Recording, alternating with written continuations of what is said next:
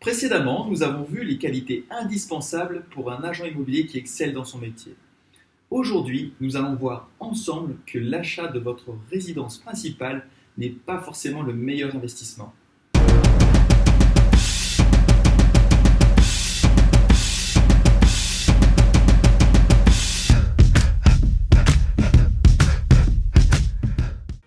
Dans le domaine immobilier, il existe deux formes d'investissement.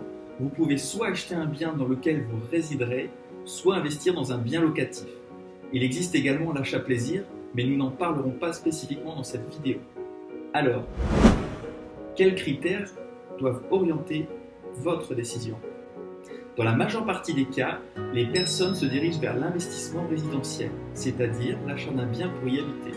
Ce choix s'explique par une recherche de sécurité. Pourtant, le fait de posséder le toit sous lequel vous vivez ne vous met pas forcément à l'abri sur le plan financier. En effet, en achetant votre résidence principale, vous contractez un prêt immobilier qui risque de bloquer votre capacité d'emprunt pour les 20 prochaines années en moyenne. Votre achat vous empêche donc d'investir dans d'autres projets et votre patrimoine risque de se limiter à votre bien. Pour que l'achat résidentiel demeure un bon investissement, il doit remplir deux critères. Dans un premier temps, il faut que vos mensualités de remboursement soient inférieures au loyer d'un bien équivalent.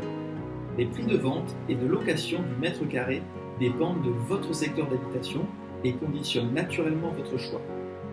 En général, le mètre carré vaut plus cher à la vente qu'à la location si vous vous situez en ville ou dans une région très prisée. Ce rapport s'inverse pour des biens situés dans des zones moins tendues, province ou campagne. Par exemple, si vous achetez un appartement de 32 mètres carrés à Paris, cela vous coûtera environ 250 000 €, soit des mensualités de 1 300 € pendant 20 ans environ. Alors que le loyer en location est en moyenne de 800 €.